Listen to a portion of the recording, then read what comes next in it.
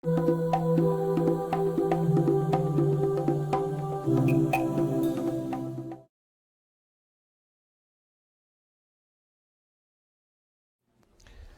juntas directivas, hay un estudio del difunto Peter Drucker y él decía, menos del 30% de las empresas que conozco tienen estrategia verdaderamente que puedan implementar. Si uno mira Michael Porter, perdón, Michael Porter dice lo mismo. El año pasado entrevisté a una persona que se llama Roger Martin. Roger Martin fue calificado por un tanque de pensamiento inglés que se llama Thinkers 50, que queda en Londres, y seleccionó a Roger Martin como uno de los principales, el primer influenciador empresarial en el mundo. Es una persona que se dedica a la estrategia, y en la entrevista yo le preguntaba, bueno, ¿y por qué las empresas no tienen estrategia? Y él me decía, son muchas las razones, pero para tener una estrategia hay que ambientar la compañía, la junta tiene que ambientarse, tiene que aprender a formular la estrategia y tiene que aprender un poquito de implementación. Y si uno mira las estadísticas, en la práctica, menos del 30% tiene una estrategia. Y no tener una estrategia, ¿qué quiere decir? Que cualquier camino es bueno. Y si cualquier camino es bueno, querría decir que cuando yo tengo superávit de caja en la empresa, en lugar de tener un objetivo definido, lo que nos pasa a nosotros con frecuencia, compramos tierra, compramos edificios, etcétera. No invertimos en el core del negocio donde están las oportunidades futuras. Entonces aquí voy a tratar como de una manera muy amena de explicarles cómo veo yo que podemos crear una cultura estratégica alrededor de las juntas directivas y de las empresas. Entonces vamos a hablar de la ambientación. Esta señora se llama Betty Peg. Betty nació en Minnesota, muy joven, su padre era un militar de Estados Unidos, muy joven se fue a vivir a Washington. Y aquí me van a disculpar las señoras, pero Betty era preciosa, coqueta y de vida relativamente fácil. Entonces empezó pues en la vida social de Washington a tener exceso de amigos y cuando tenía 19 años quedé embarazada y el mayor conflicto que tuve era que no sabía cuál era el padre. Entonces, ante esa situación y ante el riesgo que tenía pues en la sociedad de tener un hijo sin saber quién era el padre, consiguió un novio que era el segundo de la embajada inglesa en Washington y se casa con él. Entonces, por eso su apellido es Pag, que es el apellido del señor que era el delegado de la embajada. Al señor Pag lo trasladan luego a España, entonces Betty se va con él a España, está empezando, ya está la guerra civil en España, y la inteligencia inglesa ya había visto que Betty era una persona especial por sus capacidades relacionistas, por su belleza y su, digamos, su laxitud sexual, si me permiten.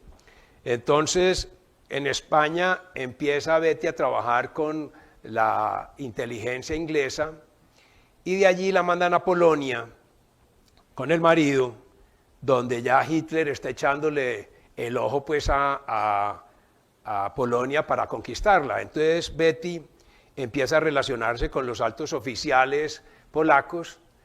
Al marido de Betty le da un infarto y se tiene que trasladar de nuevo a Inglaterra, pero Betty ya estaba muy comprometida con la inteligencia inglesa y allí empieza con los funcionarios polacos a enterarse el desarrollo que estaban haciendo los matemáticos para descifrar la máquina Enigma, que si ustedes vieron la película de Alan Turing, Enigma, recordarán la importancia que tuvo en la Segunda Guerra Mundial haber decodificado Enigma para el éxito pues, de los aliados.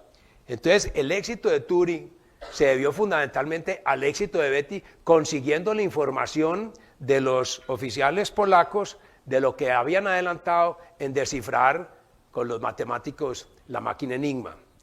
¿Por qué es importante esto?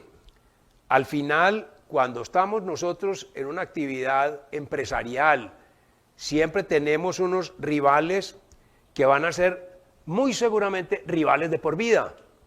Y ahora que está de moda la famosa frase que desarrollaron dos especialistas de Harvard, que es competencia, tenemos que aprender a colaborar y a competir con nuestros rivales. Entonces, El ejemplo de Betty nos muestra que si uno no está pendiente de lo que pasa alrededor y con mis competidores, difícilmente puedo tener éxito y difícilmente puedo pensar en una estrategia. De hecho, los grandes analistas dicen que gracias a las funciones de Betty, como hubo muchos otros espías famosos que ustedes conocerán muchas historias, gracias a su labor fue que culminó con éxito la guerra. Si no hubiera sido por eso, y dicen en particular a la labor de Betty, la guerra hubiera podido tardar 2, 3 o 4 años más. Entonces, fijémonos en lo que significa para una compañía o para un caso como este de la guerra, tener inteligencia, y vamos a elaborar un poquito más sobre el tema. Este señor se llama Ignacio López Arriortúa. Ignacio López Arriortúa nació en Bilbao, fue un ingeniero muy prestigioso. Él, después de tener varios trabajos, lo contrató Firestone en España, y él había estudiado una metodología francesa para ver cómo bajar y mejorar costos en las empresas. Entonces en Firestone empezó a aplicar su metodología y se volvió muy exitoso, y lo que hacía era que se iba donde los proveedores con un grupo de ingenieros y miraba el layout de la planta, cómo funcionaba la compañía, y le daba una serie de tips de cómo podía mejorar su productividad a cambio de unos descuentos en los despachos que le hacía Firestone. Cuando General Motors, que era un cliente importante de Firestone, se entera del tema, dice: este es el hombre que necesitamos, y contratan a Ignacio López Arriortúa como jefe de compras en España. Pues Arriortúa era un tipo muy capaz y empezó a progresar, y de poco tiempo ya estaba manejando General Motors para Europa desde Alemania. Allí empieza a conocer, pues, a tener mucho éxito con las marcas de Alemania. De hecho, posiciona a General Motors en Europa casi como la primera marca. Entonces, en Estados Unidos dicen: hombre, este señor es fundamental para el desarrollo de General Motors. Se lo llevan como vicepresidente internacional de operaciones a General Motors. Es el primer hispanoparlante que ocupa la segunda posición de General Motors en la historia de General Motors. Cuando está allí en General Motors, año 1992, Audi, que su presidente se llamaba el señor Piëch, que muchos de ustedes lo habrán oído mencionar, cuando salió aquel problema de los motores que contaminaban y que habían hecho un arreglo con los computadores para que no se viera la contaminación, pues Piëch estaba detrás de todo esto. A Piëch lo pasan de Audi a la presidencia de Volkswagen, y como presidente de Volkswagen, Piëch se da cuenta que encuentra a Volkswagen en una dificultad operativa muy grande, y dice: el único tipo que nos puede salvar es Ignacio López Arriortúa. Entonces llama a López Arriortúa, quien estaba viviendo en Detroit, y le empieza a decir de las ventajas de que se volviera a Alemania, donde López Arriortúa ya había vivido cuando estaba con General Motors, y a convencerlo de que se venga a trabajar con Volkswagen. Él empieza a pensar, tiene muchas reuniones, y al final, entonces él efectivamente se va para Volkswagen, y con 6 ejecutivos se va para Volkswagen y se lleva planos, diseños, etc. Obviamente General Motors se da cuenta de esto. Fue tanta la información que sacó que General Motors puso una demanda internacional que ganó, y Volkswagen tuvo obligación de, como resarcimiento a General Motors, pues obligaron a Ignacio López Arriortúa a renunciar a su cargo. Tuvo que hacer un contrato de suministro de partes como indemnización. Entonces se volvió General Motors proveedor de Volkswagen por 5 años en piezas especiales que hacía General Motors, y de esa manera le indemnizaron. Lo que uno ve con esto es que las compañías están pendientes permanentemente de lo que está pasando en la competencia. Sin embargo, muchas de nuestras empresas no miramos lo que está pasando en la competencia. Este señor es tal vez uno de los precursores de la estrategia moderna.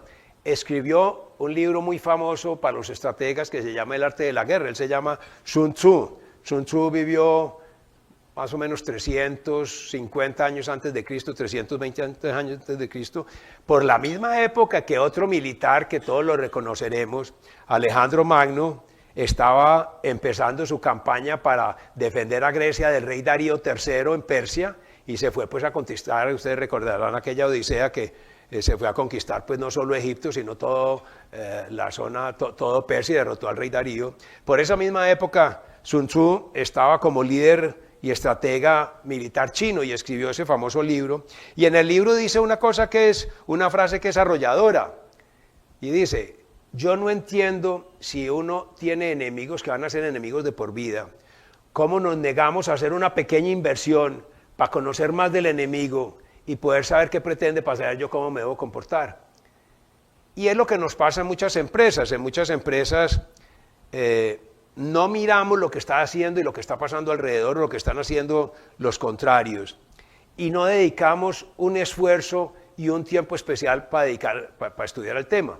Una sugerencia que uno debía, o un principio que uno debía tener, es que por lo menos un grupo de contabilidad o de sistemas o de mercadeo estudiara 2 o 3 empresas que puedan ser rivales buenas de las que uno pueda aprender, y la Junta tendría obligación de estudiar estos resultados por lo menos 1 o 2 veces al año, porque si vamos a hablar de ambientarnos para hacer estrategia, todos hablamos de estrategia, ya todas las palabras, cualquier alocución que cualquier persona empresaria está haciendo, está hablando de mercadeo estratégico, desarrollo estratégico, todo es estrategia. Pero tenemos verdaderamente en las empresas una cultura estratégica. Yo creo que hay una gran oportunidad de aprender, y espero pues con esto crear algunas inquietudes al respecto. Entonces, el amigo Sun Tzu decía: hombre, hagamos una pequeña inversión, estudiemos a los competidores y veamos cuáles son sus pretensiones. Y mi recomendación sería, en un país que esté en desarrollo como Colombia, ahora Medellín, pues estamos como líderes nacionales sin duda en innovación. Innovación no es necesariamente crear cosas nuevas. Muchas veces innovación es adaptar cosas que ya existen a lo que nosotros necesitamos. Y esto lo digo porque si nosotros miráramos más lo que están haciendo personas o empresas que están en el mismo ramo nuestro, pero afuera, viendo qué productos están lanzando, qué nuevos canales desarrollan, cómo manejan la venta por internet, todo eso son aprendizajes que nosotros podemos traer y adaptar a las necesidades de nuestras empresas, y sin duda alguna va a crear una mentalidad estratégica mucho mayor a nivel de Junta y de las empresas. Beverly Behan es una buena amiga que con Carlos R. Restrepo y yo, que hemos trabajado pues mucho este tema de gobierno corporativo, le invitamos hace un par de años a Colombia y escribió este libro, Great Companies Deserve Great Boards. Yo se lo recomiendo, es un libro muy fácil de leer, muy agradable, y es como las juntas se vuelven mucho más proactivas en su diario hacer y en su trabajo.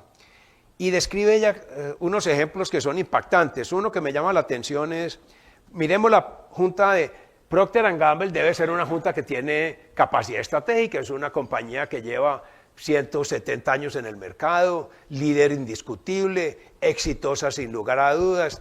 ¿Cómo hace Procter para mantenerse en el primer lugar de las empresas en el mundo con una competencia tan grande como la que tenemos? Miremos qué hace su junta directiva. Entonces describe Beverly una anécdota bien interesante. Norm Agustín fue presidente de Lockheed Corporation, la gran compañía aeronáutica, y era a su vez fue presidente de la junta directiva de Procter & Gamble. Entonces, en un plan de juntas que hicieron, dijeron, hombre, la junta tiene que salir de la sala de juntas, tenemos que sacar la junta de la sala de juntas y visitar el mercado, lo que pase. Entonces, una compañía multinacional como Procter decidieron, bueno, nos vamos a ir para la India y a visitar los consumidores de las zonas más pobres de la India para ver qué les aqueja, cómo viven. Entonces se va toda la junta para la India y empiezan a darse cuenta de consumidores de Procter & Gamble que tienen piso de tierra, y empezó la junta a entender un fenómeno que nunca había podido entender, porque los hombres de mercadeo le habían dicho a la junta que tenían, contrario a lo que ustedes ven en un PriceMart o las grandes cadenas en Estados Unidos, que son cada vez empaques más grandes, Procter decía, tenemos que sacar eso, pero tenemos que sacar también champú en sachets, todos los productos en sachets, lo más pequeño posible, porción personal. Entonces, los de la... No tiene sentido, ¿para qué esto? Cuando van a la India y ven que las familias compran champú el día que hay dinero, el día que no hay dinero no hay champú para la familia, empiezan a entender por qué los de mercadeo estaban hablando de sacar líneas de empaque y sacar sachets. Entonces, lo que hace esto la Junta es aterrizar en sus conceptos de qué es lo que pasa en el mercado. Yo llevo pues algún tiempo trabajando con juntas directivas y esto lo digo con frecuencia. Pues yo les digo, si hay algo difícil en la vida es sacar una junta de la sala de juntas. O es muy agradable, muy confortable el aire acondicionado, pero no salimos de la sala de juntas. Y las decisiones importantes no son en la sala de juntas, son en el punto de trabajo. Y voy a mostrarles más ejemplos que escribe Beverly muy claro. Una compañía que se llama Finish Line. Finish Line es una compañía que factura del sector textil, factura unos 1.500 millones de dólares. Y el principio que tienen es, en la junta directiva, todo miembro de junta tiene obligación de salir 2 veces al mercado, hacer un reporte y presentarlo en la junta directiva para ver cómo la visión de este miembro de junta interpreta y ve que se está manejando el mercado de la compañía. Entonces cada vez vemos más efectos al respecto. A mí me tocó, yo trabajé pues un tiempo, como lo dijo muy amablemente Antonieta, con Kimberly Clark.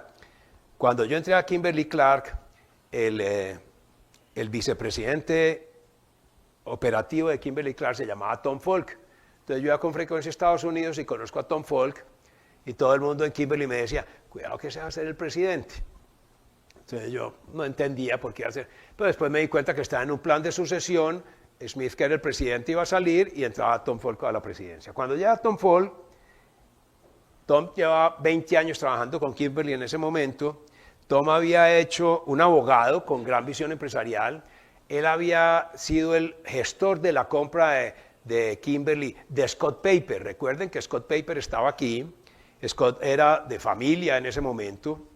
Y cuando Kimberly compra Scott, una acción generada por Tom Falk, Scott de Colombia tiene que entregar la marca porque Kimberly era su rival, su competidor, y ahí es donde pues familias, ustedes recuerdan, va a buscar los suecos y traen los suecos y entregan Scott. Entonces este señor Tom Falk asume la presidencia y lo primero que hace él es, llama un grupo de consultores a McKinsey, con todo su equipo ejecutivo prepara la estrategia y va a la junta directiva a presentar su nueva estrategia.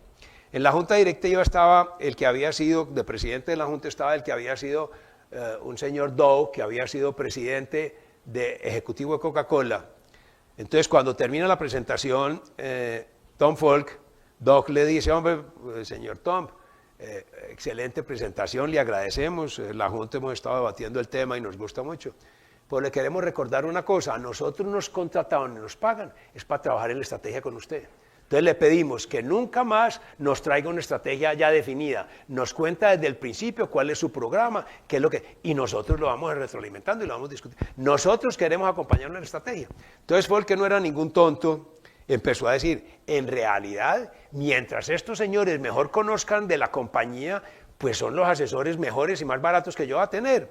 Entonces empezó a programarles a los miembros de junta visitas con los jefes de compra de Target, de Walmart, de las grandes compañías, y se volvió una costumbre tal que cuando yo entro a la compañía, cada que íbamos a hacer junta, no hacíamos esa época, pues desafortunadamente a los americanos los dejaban venir a Colombia, pero si íbamos a Ecuador o Venezuela en esa época, antes de las juntas siempre nos teníamos que ir todos al mercado a mirar cómo estaban, cuántas caras teníamos contra la competencia, cuántos centímetros de lineal teníamos, etc. Y eso preparaba un poquito físicamente o mentalmente a la junta para los temas que íbamos a hablar. Entonces miren cómo una junta hay que ambientarla para que hablemos de estrategia. Menciona Beverly otro tema que a mí me llama la atención, una señora que fue la presidenta de Lucent Technologies en Canadá, que se llama Carol Stephenson, la nombran miembro de la junta directiva de General Motors, que ya estábamos hablando de General Motors ahora, con Ignacio López Arriortúa. Entonces, Carol, cuando llega a la primera sesión, antes de la junta, el día anterior le invitan a una reunión en la compañía donde están todos los miembros de la junta, antes de la junta al día siguiente. Entonces lo que le invitan los funcionarios de General Motors a los miembros de junta es en el salón de diseño y le muestran todo el equipo de diseño. Entonces el equipo de diseño tiene una hoja en blanco y tienen que empezar de la hoja en blanco a diseñar y a pensar el nuevo automóvil. Entonces empiezan a explicarle a los miembros de junta cómo un diseñador a partir de una hoja en blanco tienen que empezar de cero, a echar rayas y a imaginarse cuál va a ser el nuevo vehículo. Y le hacen todo el ejercicio y después lo llevan a un carro, que es el modelo que van a lanzar, y le dicen, este es el fruto de este trabajo, móntese y maneje el carro. Entonces este miembro de junta, que va a tener la Junta al día siguiente, se va con un grupo de especialistas de General Motors, se van por toda la ciudad, manejan el carro y le empieza una discusión de ella con los ingenieros, cuál es la velocidad del carro, cuál es la aceleración, cuáles son las ventajas del carro, de tal manera que cuando ella al otro día, que es su primera junta, dice, mire, aquí la inyección, esto es mucho mejor que cualquier sesión de PowerPoint. Aquí aprendí mucho más en esta experiencia que tuve que con las sesiones frecuentes que hacemos de PowerPoint en las juntas directivas. Entonces, lo que quiero insistir es que, efectivamente, si ustedes quieren pensar en estrategia, hay que hacer un trabajo de ambientación, de preparación. Y la Junta juega un papel fundamental, porque si bien la estrategia es responsabilidad del presidente ejecutivo, la debe elaborar y preparar en compañía de la Junta Directiva, como aquella experiencia que les acabo de mencionar, le enseñó muy claro a Tom Fall cómo debía hacerse, ¿no? Miremos cómo se debe conformar una Junta Directiva. Esta es la Junta de Suramericana. Como ven ustedes, aquí son 3 personas que son de Suramericana. Aquí está Jorge Mario Velázquez, aquí está Carlos Ignacio Gallego, que ustedes bien lo conocen, Alejandro Piedrahita. Pero aquí están 4 personas que no tienen nada que ver con Suramericana, ni con el Grupo Empresarial Antioqueño, no tienen nada que ver con ellos. ¿Qué hace Luis Fernando Alarcón en la Junta Directiva del Grupo Empresarial Antioqueño? Aportar una experiencia enorme y diferente a la que tiene en el Grupo Empresarial Antioqueño. Presidente de ISA, aquí la bienvenida pues a 2 funcionarios importantes de ISA que nos acompañan. Luis Fernando fue presidente de ISA, pero fue ministro de Hacienda, tiene una experiencia enorme. Entonces, lo que está buscando ISA, ¿qué es? Oxigenar la Junta con conocimiento diferente al interno, poner la Junta a pensar, a debatir cosas distintas para que puedan salir estrategias. Cuando estén hablando con el doctor Bernardo Vargas, aquí en el caso pues con David Bojanini, puedan elaborar estrategias que sean bien consultadas, que hayan sido cotejadas, que hayan sido debatidas a profundidad. Entonces, miren la importancia que le dan a tener en la Junta 4 miembros independientes que hacen que la Junta tenga debates mucho más profundos. ¿Qué puede aportar Jaime Bermúdez, quien fue ministro de Relaciones Exteriores de Uribe? Le tocó nada menos, recuerden aquel problema cuando bombardeamos Ecuador, que prácticamente terminamos relaciones con Ecuador, a Jaime le tocó manejar toda esa relación. Cuando vino el problema con Chávez de Uribe, le tocó a Jaime Bermúdez manejar ese chicharrón. Hombre, tiene una visión diferente a la que tenemos los empresarios, un tipo que estudió ciencias políticas. ¿Qué aporta Jaime Bermúdez a la Junta? Debe aportar muchísimo. Entonces, cuando vamos a hablar de ambientación, tenemos que pensar, ¿tengo la Junta Directiva apropiada para manejar con el gerente ejecutivo la estrategia que debe tener esta compañía?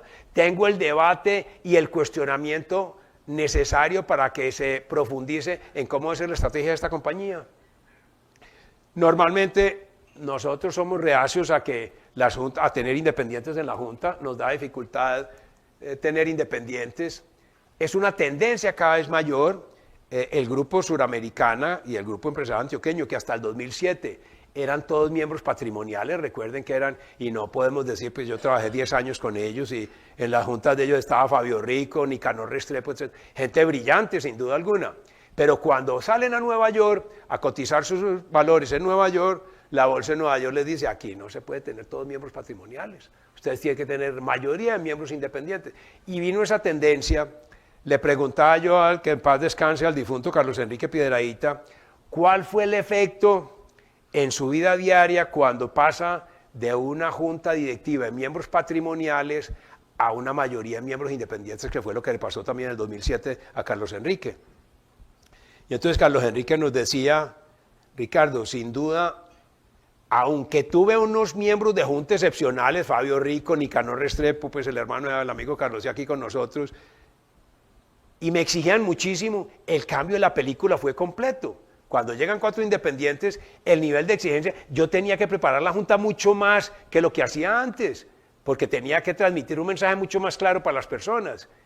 Carlos Enrique fue enfático en hacernos conocer que ese cambio fue muy positivo para el desarrollo y no podemos negar que de lo que era Nutresa en el 2000 a lo que fue de Nutresa que dejó Carlos Enrique en el 2015, una multinacional con operación en 14 países, pues es un ejemplo bueno de cómo una junta puede aportarle a un equipo ejecutivo a lograr sus objetivos. Este es un animalito muy bonito que hay en Sudáfrica que se llama la suricata.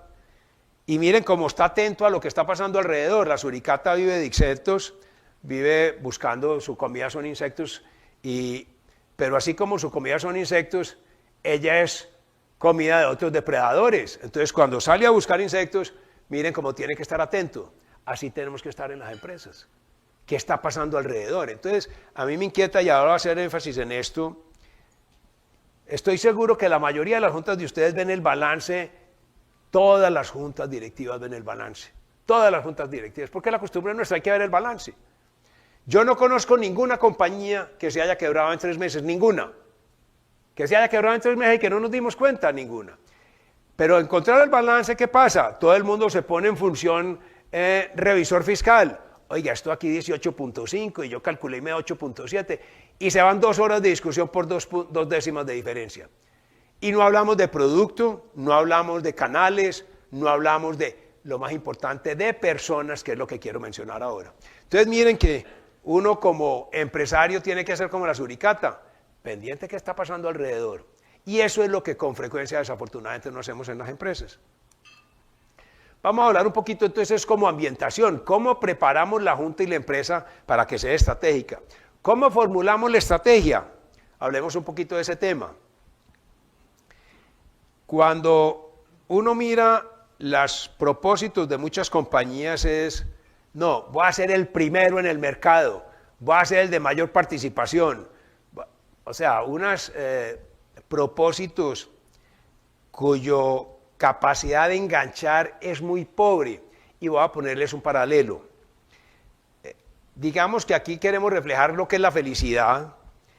Y una vez le preguntaban a Aristóteles que qué opinaba de la felicidad, entonces Aristóteles respondió: lo desafortunado en el mundo es que la gente cree que ser feliz, que uno puede buscar la felicidad per se, y no se dan cuenta que la felicidad es el resultado de una actividad y de una serie de acciones.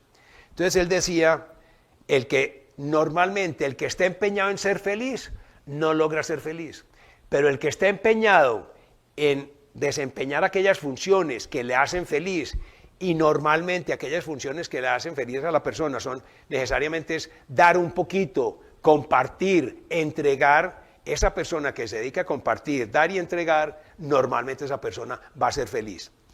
Y esto lo pongo como ejemplo porque, insisto, no es lo mismo si usted está en el sector construcción y decir, mire, nosotros vamos a construir este año 1.500 viviendas y vamos a ser el segundo en participación de mercado en Medellín. Bueno, está bien esa meta.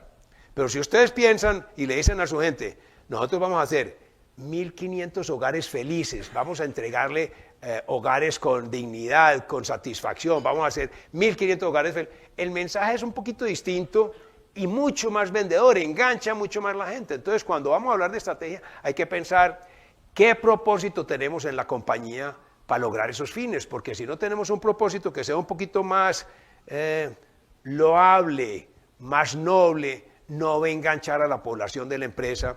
Y al final los que implementan la estrategia, ¿quiénes son? No son ustedes los dueños, ni los gerentes, ni los ejecutivos, es los mandos inferiores son los que implementan la estrategia. Y si no los enganchamos, pues difícilmente tendremos éxito. Entonces es fundamental, cuando planteamos como los objetivos nuestros, que sean fácilmente vendibles, que enganchen a la gente con mucho más atractivo que simplemente pensar que vamos a ser los primeros en el mundo, los primeros en Colombia, los primeros en Latinoamérica, que eso no vende, eso no engancha a la gente.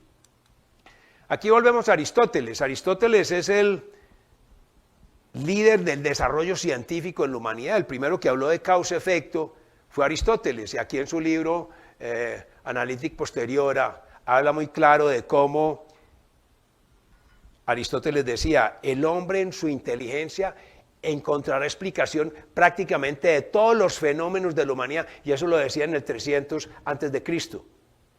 ¿Cómo es posible que una persona en esa época ya tenía esa visión y empiece a entender que todo efecto tiene una causa y que hay que estudiar la causa? Entonces este señor es el líder del desarrollo científico, Newton, Descartes, todos estos científicos posteriores han basado mucho de su conocimiento en las teorías de Aristóteles. Pero Aristóteles escribió otro libro más interesante que se llama Retórica.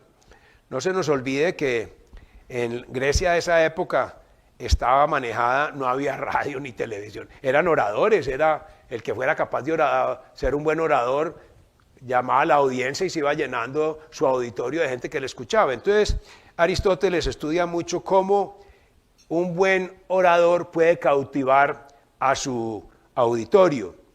Y entonces él dice que un buen orador, el éxito del ser buen orador es la creatividad, la capacidad de generar ideas nuevas, de enganchar a su auditorio a que lo que le está proponiendo es cosas novedosas, que verdaderamente se sienta encantado de lo que se está diciendo. Entonces fíjense en cómo tenemos una persona que al mismo tiempo que está en el tema de razón y es el origen del desarrollo científico de la humanidad, al mismo tiempo es el promotor de la innovación y de la creatividad con su libro Retórica. ¿Por qué menciono esto? En la discusión que les mencionaba con Roger Martin, que la pueden ver, la tengo en la página, que es una entrevista muy buena de 1 hora, es un tipo, un sabio raro, hablando solo de estrategia, le pregunto yo, bueno, entonces si yo voy a hacer estrategia, ¿es un tema de razón o es un tema de imaginación? Y entonces empezamos a hacer un desarrollo en la discusión y la conclusión clara es, contrario a lo que creemos, y muchas de nuestras empresas hacemos una proyección, la estrategia nuestra, entonces cogemos una tabla en Excel y ponemos el crecimiento de los próximos 5 años y la economía va a crecer el 5% y entonces con ese crecimiento de la economía vamos a tener, y listo, aquí está la estrategia de la compañía para los próximos 5 años. Eso no es estrategia, eso es una planeación económica.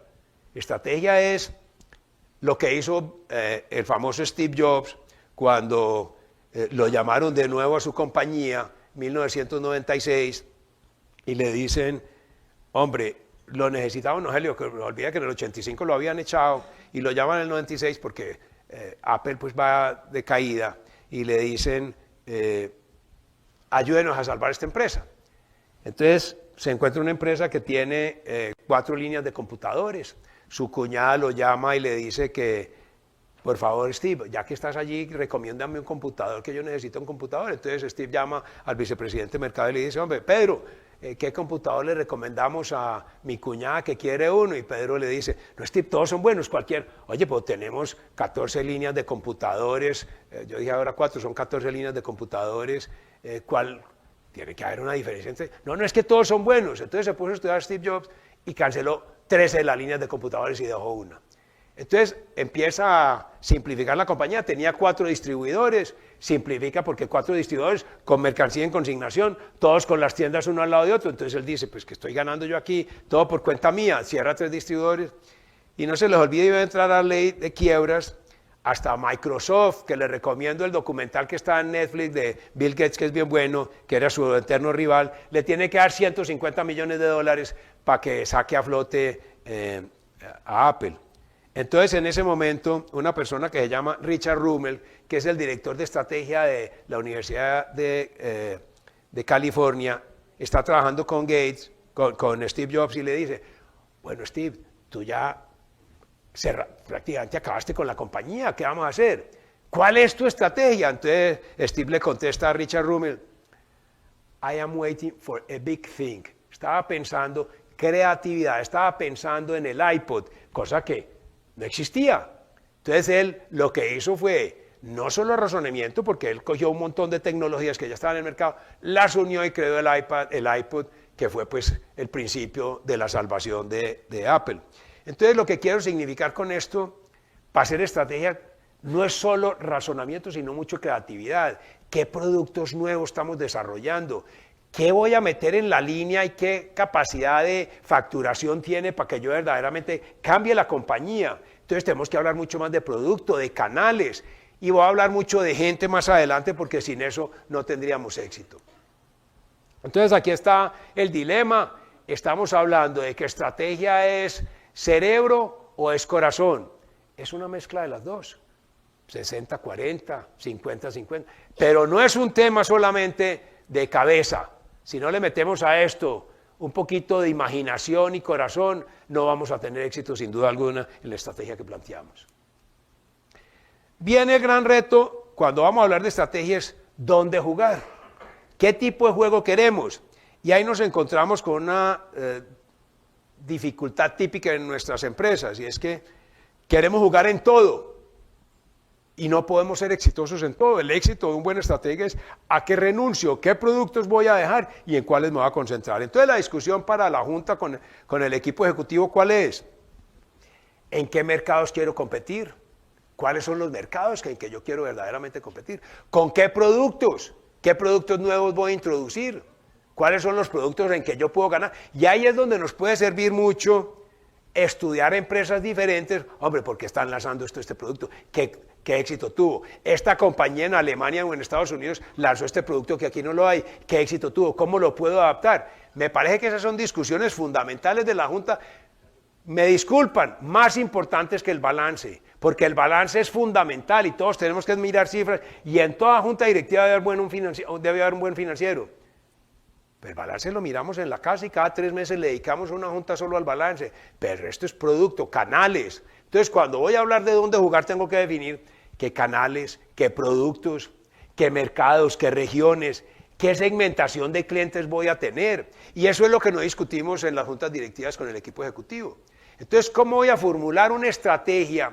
Y decimos que tenemos estrategia y por eso Peter Drucker, todos estos sabios, Michael Porter, Roger Martin, todos dicen, al final no tienen estrategia, porque no hay una preparación para eso, no hay una discusión profunda de dónde queremos llegar, cuál es la meta que nosotros tenemos. Una vez definimos todo el tema de dónde jugar, con producto, canales, regiones, segmentación de clientes, etcétera, tenemos un reto más grande, cómo prepararnos para ese juego. Y hay muchas maneras de prepararnos para el juego. Uno podría decir, mire, voy a ser el más económico, voy a competir por precio. Si yo voy a competir por precio, tengo que tener una estructura de producción y un sistema de manejo súper eficiente, con muy poquita gente. Voy a diferenciarme en el mercado, voy a distinguirme por conocimiento del consumidor. Entonces ahí tengo que tener un estudio de mercado, un énfasis en marcas, un énfasis muy grande en conocer muy bien los tipos de mercado por tipo de cliente. Entonces, tenemos que tener claro que la preparación, una vez ya sabemos dónde jugar, tenemos que tener una preparación excelente, es cómo vamos a ganar ese juego. Y ya una vez definidos esos puntos, tenemos el reto más importante que es la implementación. ¿Cómo hacemos para que esa estrategia, que de alguna mente fue ya concebida, la implementemos con éxito? Hablábamos ahora con el amigo Carlos Ignacio y Carlos E. en la entrada de la importancia del talento. Y poníamos un ejemplo muy interesante que lo vimos Carlos y yo con su hermano Nicanor, una vez le hicimos una entrevista también, y le preguntábamos a Nicanor, bueno, cuéntenos cómo fue su experiencia en Sudamérica, cuáles fueron los hitos importantes suyos en Suramericana. Y nos contaba, hombre, muy sencillo, mire, yo entré a Suramericana a finales de los 70, principios de los 80, y me encontré una nómina de 1.400 personas. 1.400 personas que éramos 60 profesionales, 4 o 5 hablábamos inglés y yo consideré que era fundamental preparar el equipo humano de una manera excelente. Teníamos que tener el mejor equipo humano en la compañía. Entonces nos dedicamos a preparar a la gente. Creó él lo que se llama la unidad del conocimiento en Suramericana, que era como una universidad in-house. El resultado es que 20 años después, el 80% hablaban inglés, el 95% eran profesionales. Entonces, cuando ahora vemos una Suramericana internacional con operaciones desde México hasta Argentina, que no lo teníamos hace 20 años, a Nicanor no le tocó eso.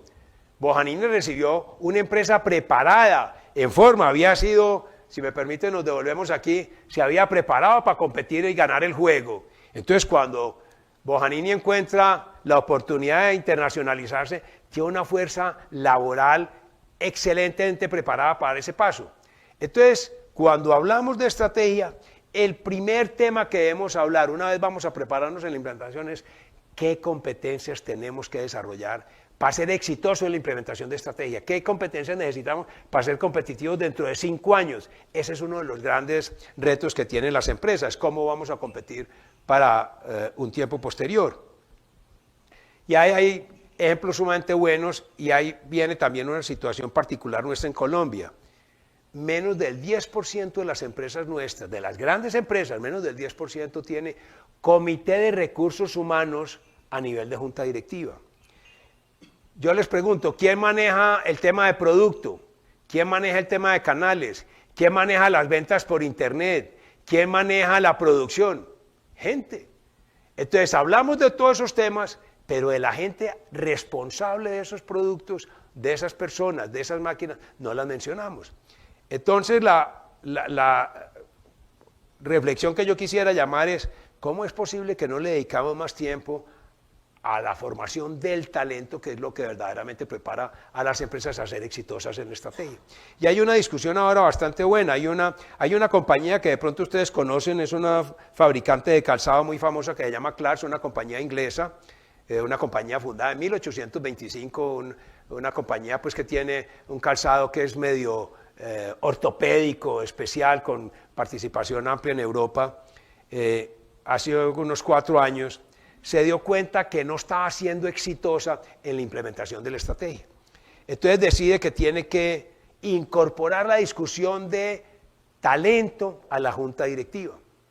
La junta acuerda que efectivamente necesitan una persona que traiga un bagaje que esa junta no tiene, entonces deciden buscar un gerente de recursos humanos internacional. Entonces van a un cazatalentos y les dicen, hombre, búsquenos un experto en recursos humanos a nivel mundial para que nos ayude a cambiar el diálogo de esta junta directiva, que sabemos que nos está faltando algo para mejorar la implementación de la estrategia. Entonces el cazatalentos les trae un tipo que se llama Lucien Asiari, que era el presidente o el director de recursos humanos de Prudential, la compañía financiera de 50.000 personas con operación en 40 países. Entonces este señor empieza a ir a Inglaterra pues a las sesiones. Entonces como a la segunda junta empiezan el presidente ejecutivo a hablar de sus temas y todo. Entonces Asiari lo que le dice, mire, yo estoy muy agradecido con todos estos temas que ustedes me han invitado a participar aquí, la inducción ha sido fenomenal, pero a mí me llama la atención, aquí no hablamos nunca, yo quisiera saber, cuéntenme quiénes son los ejecutivos que están en entrenamiento y que ustedes están pensando que van a manejar esta compañía dentro de 20 años. Todos los miembros de juntas empezaban a mirar y no sabían cómo responderle. No, yo quiero saber quiénes están, ustedes están hablando de estrategia, dígame quién va a manejar esta compañía dentro de 20 años, pregunta muy sencilla.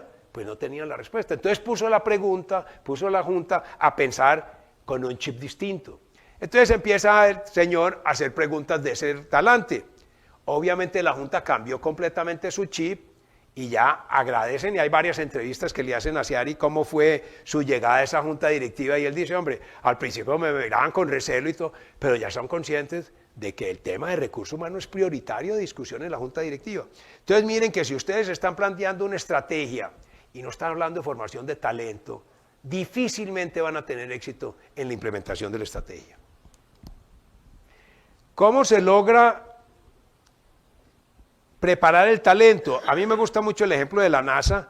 Nosotros no nos damos cuenta, pero muchos de los productos que nosotros disfrutamos y utilizamos en el día a día ha sido gracias a los desarrollos de la NASA. La NASA tiene como meta colocar un hombre en Marte ahora en el 2030. Ya. No tiene ni idea de cómo lo va a lograr. Pues tiene ese compromiso. Entonces está preparando las competencias. Ahora está montando un telescopio girando alrededor de la Tierra, con el que esperan, el telescopio James Webb, con el que esperan inclusive entender la luminosidad que se generó después del Big Bang. O sea, esto uno lo lee y eso es como ciencia ficción, eso estamos hablando de cosas bien interesantes que va a descubrir el hombre muy pronto. Entonces ellos creen que para poder llegar a Marte tienen que empezar a desarrollar competencias sobre fenómenos que todavía no conocemos. El segundo paso es construir una base en la Luna donde tengan gente viviendo permanentemente. Entonces, para colocar la base en la Luna tienen que generar una especie de mercado por la Luna. Entonces ya el año entrante, en alianza con Elon Musk y otros inversionistas, están ya ofreciendo viajes alrededor de la Tierra con el fin de ir generando un mercado para que cuando tengan una base en la Luna se puedan llevar 4 o 5 ricachones para allá, financiar parte del proyecto y empezar a ver cómo desde la Luna dan el salto a Marte. Están preparando las competencias, ellos no tienen ni idea de cómo lo van a lograr, pero sí están caminando en el sentido correcto. Entonces mi inquietud es, cuando nosotros tenemos una estrategia, estamos haciendo la inversión correcta para desarrollar el talento que vamos a necesitar. Estamos haciendo lo que decía Nicanor, yo todavía no sé, pero yo sí voy a formar la mejor gente, a ver para dónde nos vamos. La NASA dice, yo no sé cómo va a llegar a Marte, pero yo sí sé qué pasos debo dar para llegar allá. Entonces, eso es lo que nosotros tenemos que hacer cuando vamos a formular una estrategia. Este señor es un señor bien interesante, se llama Binet Nayar. Este libro se llama, miren el nombre, Employees First, Customers Second. Este señor fue presidente de una compañía muy interesante, que es HCL Technologies, es una compañía hindú. Esta es una especie de IBM hindú, muy exitosa. Él fue presidente del 2007 al 2015 y cuando llegó en el 2005, no se nos olvide que habíamos pasado esa recesión de la web, WorldCom y todas estas compañías que habían quebrado y la compañía estaba en una gran recesión. Entonces él se hizo un razonamiento. Si verdaderamente nosotros lo que tenemos que desarrollar es nuevos productos, atender bien al cliente, desarrollar nuevos mercados, buscar nuevos canales y todo eso lo hace la gente, pues lo primero que nosotros tenemos que hacer es darle importancia a nuestra gente.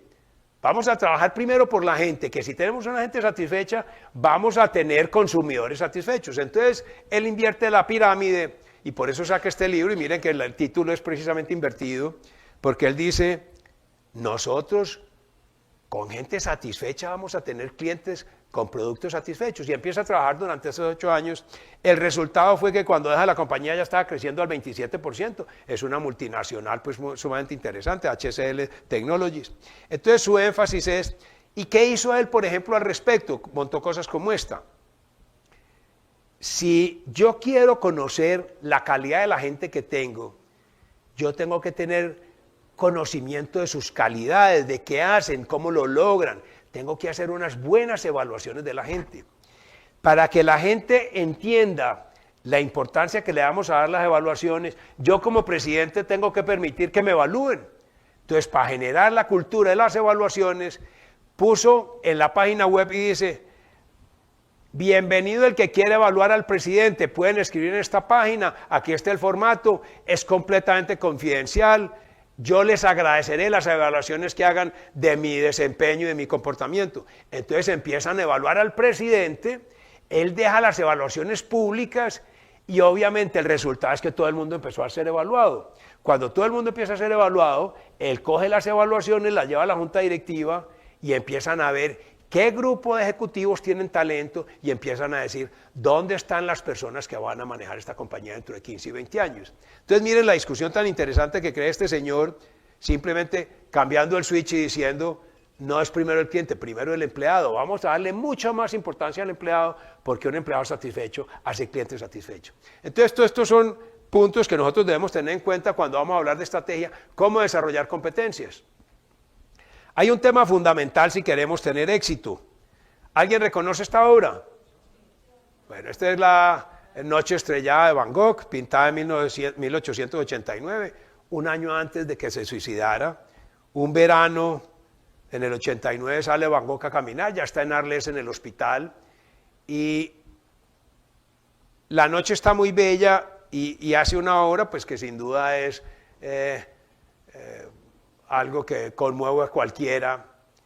Y lo que yo veo en esta obra, que cuando uno mira la vida de Van Gogh, yo lo defino con un tema, a ver si están de acuerdo conmigo, una pasión inatajable. O sea, el tipo era un apasionado, acuerden, en la pelea con Gauguin se corta la oreja, un tipo con una pasión desmesurada. ¿Y por qué traigo yo a Van Gogh a la discusión?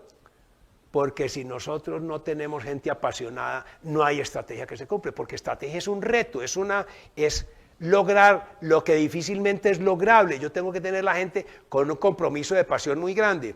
Y entonces ahí viene el razonamiento que les invito a que piensen, ¿cómo voy a lograr yo pasión de la gente cuando, si ustedes miran la vida de un trabajador, lleva a la casa, el hijo está en drogas, no ha podido encontrar colegio? Entonces, si nosotros desde las empresas no logramos una mejor calidad de vida de ese personal que tenemos vinculado, difícilmente vamos a tenerlos apasionados por la compañía. Entonces yo creo que la mejor inversión que podemos hacer es, en la medida que tengamos enganchado a ese grupo humano, porque le hacemos un concurso para participar en vivienda propia, porque tenemos una trabajadora social que les aconseja cómo y dónde pueden estudiar los hijos, tenemos un fondo de financiación de estudio. Todo eso hace que el trabajador diga, esta empresa me está ayudando a resolver mis problemas, yo me pongo la camiseta. Entonces, La pasión de Van Gogh es difícil que la llevemos a la pasión a nuestros empleados, pero sí podemos hacer muchas cosas desde el punto de vista administrativo para que el grupo humano que nos acompaña en las compañías empiece a sentirse enganchado. Y sin duda alguna, en la medida que ustedes se preocupen por el entorno de ese grupo de colaboradores, ese colaborador va a estar mucho más apasionado por defender y ponerse la camiseta de ustedes. Entonces, si queremos implementar estrategia, son muchos los factores que tenemos que considerar para tener éxito. Una vez tenemos todo esto, hay que fijar la meta. Y ahora está de moda la mega, que es una meta grande y alcanzable. Tenemos que fijar una meta que sea inspiradora, y ahí vuelvo a la pregunta que hacía ahora. No es lo mismo decir, yo voy a vender 2.000 viviendas que voy a hacer felices a 2.000 propietarios o a 2.000 familias. El mensaje, cómo se transmite el mensaje, juega un papel muy importante en todo este desarrollo. Una vez tenemos esa meta definida, cada meta puede requerir distintos objetivos. Entonces yo tengo que pensar qué objetivos voy a tener para lograr esa meta. Y debo hacer de pronto un cuadro, una tabla donde pongo mi meta, los objetivos y qué problema tenemos con cada objetivo. Normalmente en la vida real, cada objetivo tiene que tener un factor clave de éxito. Supongamos en gracia y discusión que nosotros en nuestra compañía queremos entrar al mercado americano. ¿Cuál es un factor clave de éxito para entrar al mercado americano? Hablar inglés. Si no hablamos inglés, no hay nada que hacer para entrar al mercado americano. Entonces tenemos que tener claro que un factor clave de éxito es hablar inglés. Y así cada objetivo va a tener varios factores de éxito, pero aún más grave. Cada objetivo va a tener varios obstáculos. En todo objetivo no hay dinero, no tenemos la calidad de la gente, la cultura no nos ayuda. Pues tenemos que buscar la estrategia para subsanar todos esos factores de éxito y todos esos obstáculos que nos encontramos. Entonces tenemos que tener, aquí quería decir, cuando hablamos de obstáculos, aquí quería decir que ayer lo mencioné, para mí el mayor obstáculo contra la estrategia es mostrar el balance. Entonces muestra el balance y la junta directiva se pone en función números. Y como decíamos muy claro, estrategia no es número solamente, es creatividad, discusión, debate. Entonces este es un obstáculo que yo quiero hacer referencia, pero si seguimos adelante, cuando yo voy a definir la estrategia, tengo que pensar con claridad en esos factores de éxito y en esos obstáculos, cómo los voy a subsanar, y tengo que tener un listado muy claro de cómo tengo cada una de esas estrategias para lograr esas metas tan importantes que tengo. Una vez definido todo esto, una cosa en la que fallamos mucho es métrica. Si no hay métrica, no hay manera de medir si estamos logrando mejoras o no. O sea, un punto indiscutiblemente necesario es, y muchas veces encontrar la métrica no es fácil. Hay que dedicarle mucho tiempo a cuál es la métrica como va a medir, porque si no medimos, no nos damos cuenta de si estamos mejorando o no. Entonces, la conclusión final de una estrategia, si no tiene métrica clara, no hay manera de que se cumpla, no se puede llegar a esos objetivos porque no la estoy midiendo, no puedo ver cuál es el progreso que yo tengo. Entonces, la métrica tendría que decirme en cada uno de esos objetivos que tengo para el año 1 qué va a ser la métrica, para el año 2 y para el año 3, por lo menos 3 años con unos números definidos de qué es lo que voy a alcanzar. Conclusión, si una compañía no tiene una estrategia definida, esto querría decir que cualquier camino es bueno. Pero lo más grave es que si tomamos cualquier camino, podríamos terminar por el camino del precipicio, que eso no lo queremos. Entonces, lo que quiero que recuerden es, ser estratégico implica una ambientación, una formulación y una implementación. Para eso hay varios pasos y procedimientos. Tienen que sacar la junta directiva y la sala de juntas, ambientarla para que pensemos en modo estratégico, y de esa manera yo creo que podemos mejorar esa estadística tan nefasta que dice menos del 20 o 30% de las compañías tienen una estrategia. Muchas gracias, esa era la historia que quería contarles, y Antonieta, pues igualmente muchas gracias.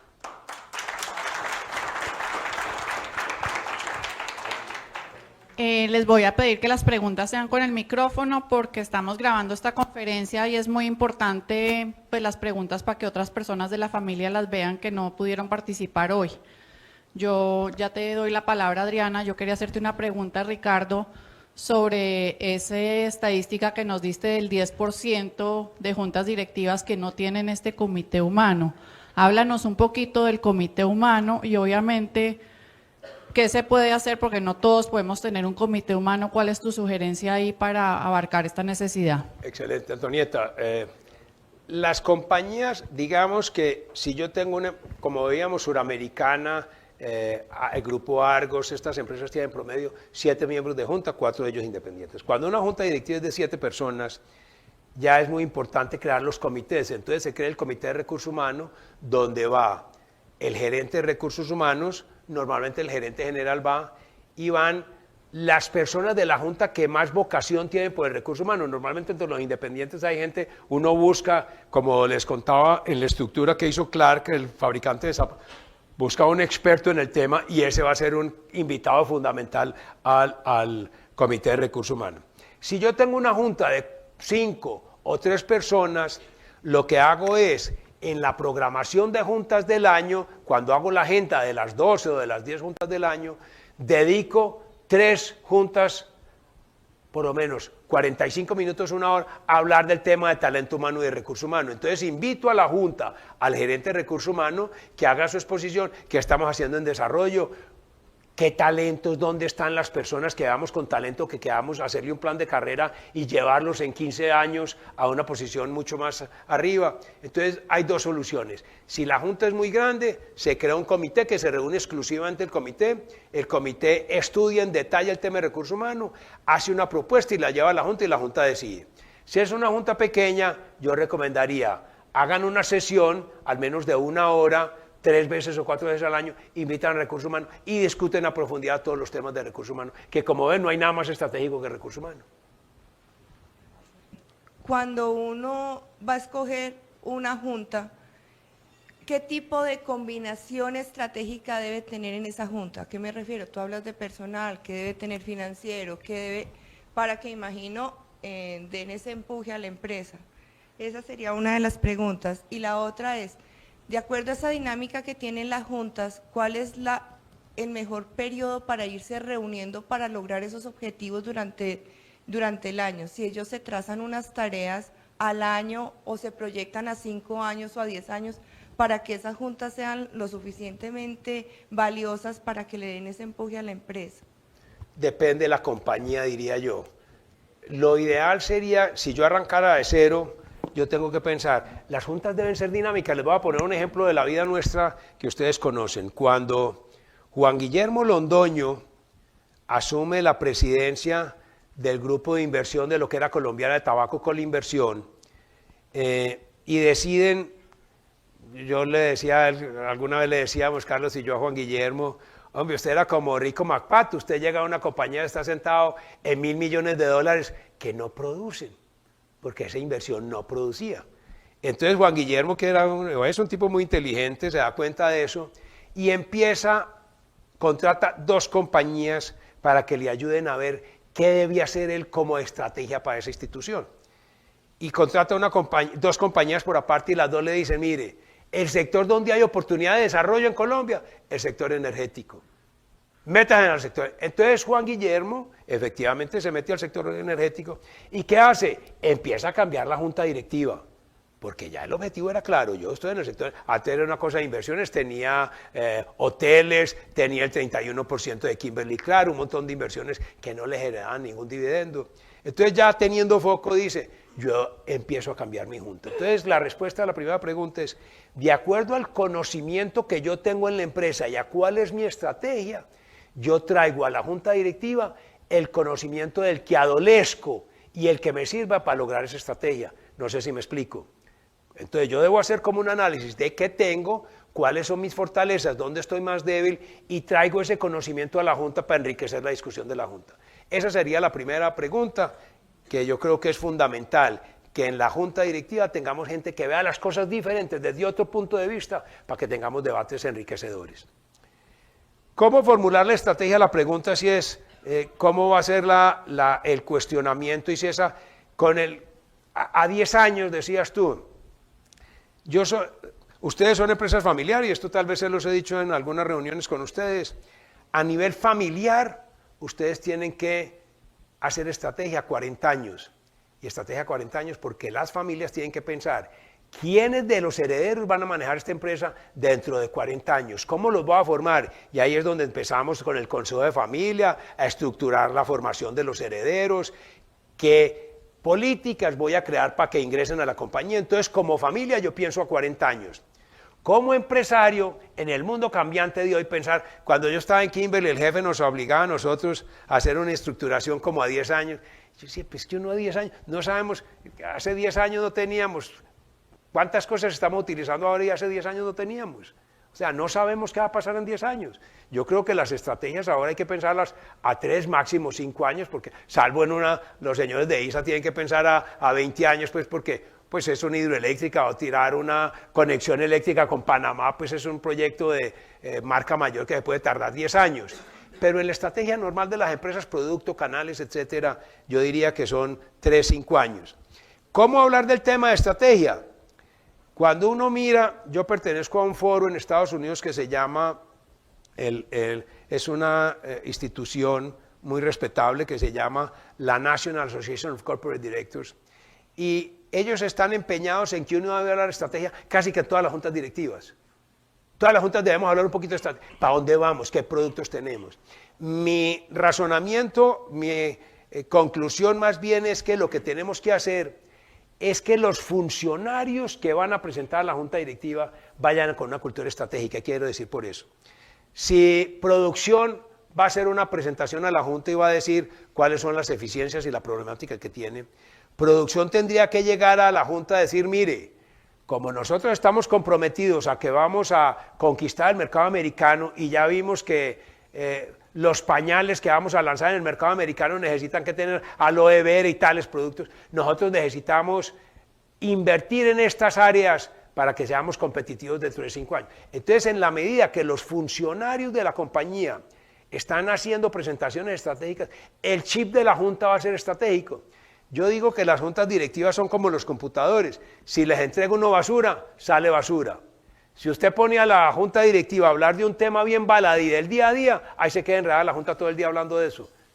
Entonces tenemos que tratar que las presentaciones que hace el funcionario que va a la junta, que lo lógico para que la junta sea estratégica es que no solo el presidente presente a la junta, sus subalternos deben estar invitados a hacer las presentaciones de sus áreas. Entonces, en la medida que esos subalternos presentan con chip estratégico, mire, yo lo que creo es que debemos ir para allá, va a poner la junta a discutir en temas estratégicos y va a sacar una conclusión de dónde está la compañía dentro de 5 años. ¿Qué veo yo en Colombia? Por lo menos 3 juntas al año debía ser con el competidor. Si aquí está, qué sé yo, Nutresa, aquí pongo los productos de Colombina y aquí pongo los productos de Nutresa. Y le digo a la junta, mire los empaques, mire lo que está lanzando Colombina.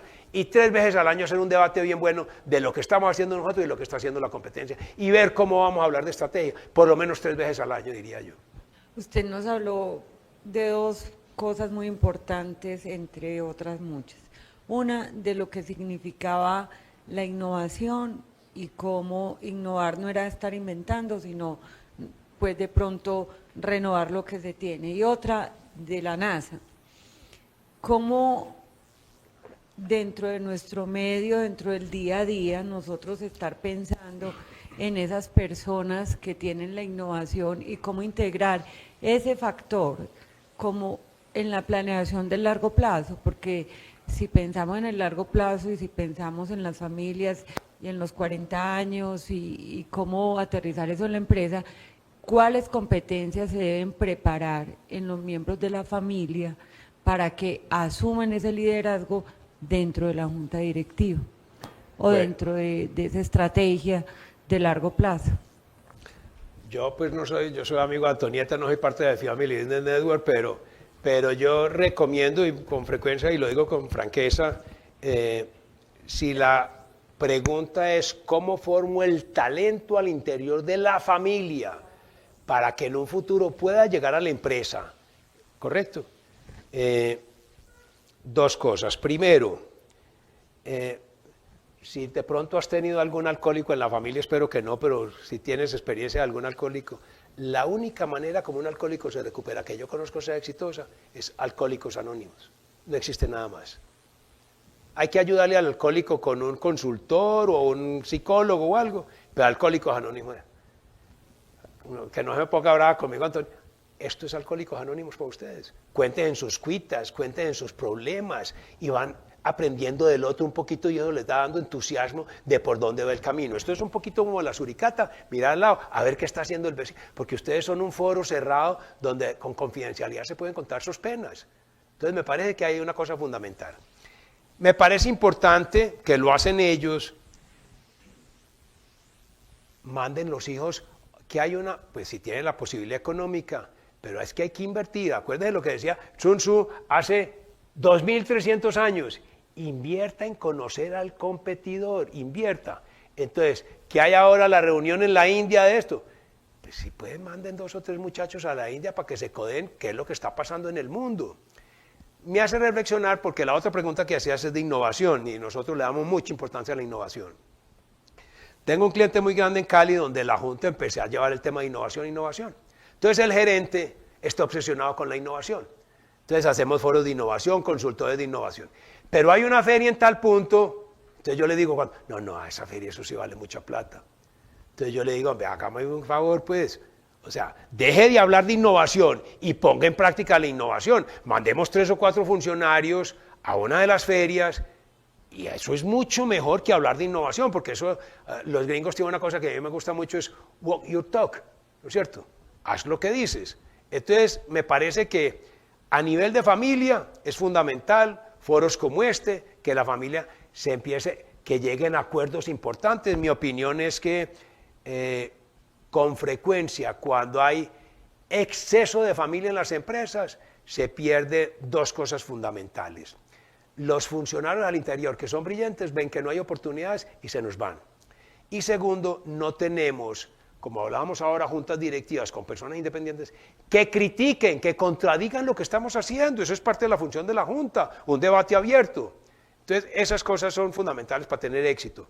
Con los hijos, entonces, tener claro de que si yo tengo un protocolo donde digo, aquí no pueden trabajar sino 4, como ustedes tuvieron, los que estuvieron en Cartagena, Borja Raventós, que ustedes ya conocen la historia, el difícil parto que pasó pues la compañía con la venta, que entiendo que ya explico el tema. Pero una compañía que duró 450 años y tenía principios rígidos.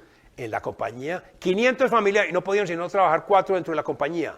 Entonces el que iba a trabajar en la compañía sabía, yo me tengo que esforzar, yo tengo que ser el mejor de la familia para llegar allá.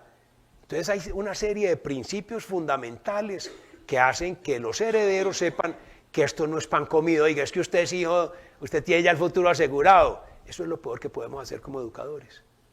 No sé si con eso más o menos absuelvo la pregunta. Bueno, pues muchas gracias entonces, muy amables por la compañía y por la asistencia.